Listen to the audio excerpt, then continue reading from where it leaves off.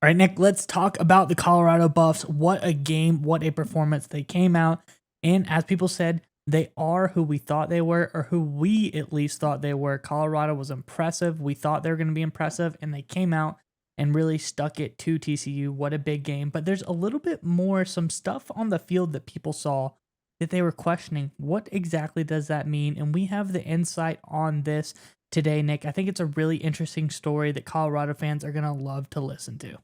Yeah, this is another example of Coach Prime doing like next level leadership building, next level culture development. Kind of a cool thing he did. Great story that you found. But before we get into that, look, it's Nebraska week, obviously big time rivalry. Now's your chance, Colorado Buffs fans, in the comment section below.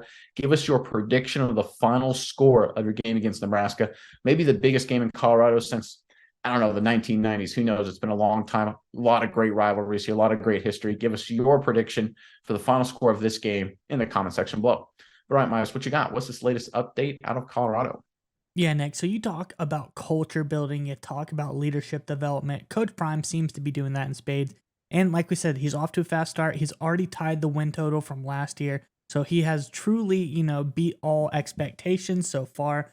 But let's get on into this tweet and break it down a little bit. People were, confused maybe to see there were no captains on Colorado. Instead, there were people with L's and D's on their jersey. And it turns out that meant leaders and dogs. So, it was a very interesting mixed bag of guys. The leaders who wore the L's on the jersey were Shedeur Sanders and defensive lineman as well, Shane Cokes. Now, the dogs were obviously Travis Hunter, the corner. Amazing performance, played snaps both ways, meaningful snaps, and had a heck of a game on both sides of the ball. And place kicker Jace Feely, who also was designated as a dog. They all walked out at the beginning of the game for the coin toss. So there's a lot going on at Colorado, Nick. There's a lot. But Deion Sanders, as always, he's doing things a little bit different. He is showing us versus the world mentality.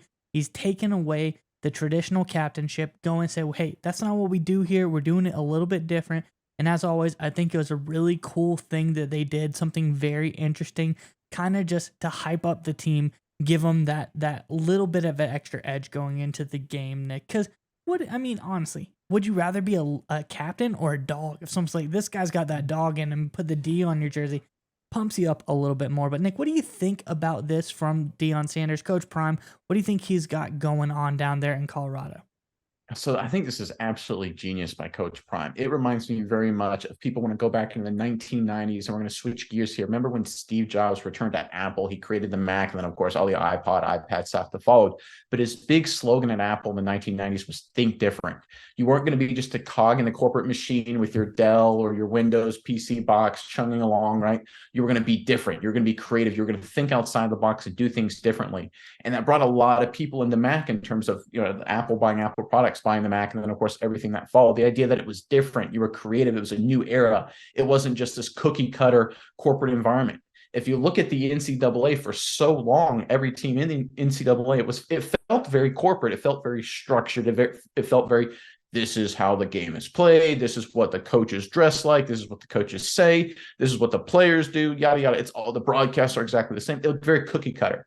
You look at what's happening in Colorado, it is completely different in terms of just stylistically, in terms of the energy, in terms of the excitement, in terms of how Coach Prime handles himself pre, during, and post game. Talk about the talent, the transfers, the mentality of the squad, everything down to the four captains. I mean, the four captains thing, it's been like a staple in football, like just a thing for decades. And look, I remember when I played college football, no one really cared outside. I'm sure the captains on my team really cared about being a captain. I don't want to discount that, but it was not a big deal at all. I mean, I honestly didn't care at all who was the captain. It didn't make a difference one way or the other. I knew who the leaders were. I knew who the better players were. Everyone else felt exactly the same. The captain's thing, it kind of felt stale. It kind of felt like something you had to do as a team, not something that actually mattered. This feels a little differently. And even though the structure is essentially the same thing, right? You got four players, special teams guy, offensive leader, defensive leader, an X factor, and Hunter in this case added to the list as well. It's got the same kind of vibe to it, but it's just a different flavor. It feels more creative. It feels just newer. It feels just more modern. It feels very 2023. And it's all part of Coach Prime's brand in Colorado. It feels like this is the new era of college football. And I love that he has built his program that way from the top down, everything down to the game day assignments of team captains to the uniforms to the approach to everything is structured as this is the new way we're going to handle ourselves. We are going to think differently in everything we do. And look, it's worked out very well for them so far. I know it's one win. It was a big win. A lot of football left, but there's a lot of momentum behind this program. And it's because of everything Coach Prime is doing from the top to the bottom.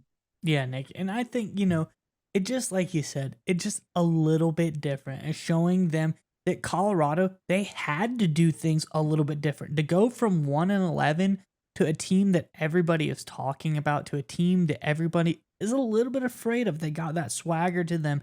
They are just a team that kind of puts you on edge because they have so much talent, but there's a lot of unknown there.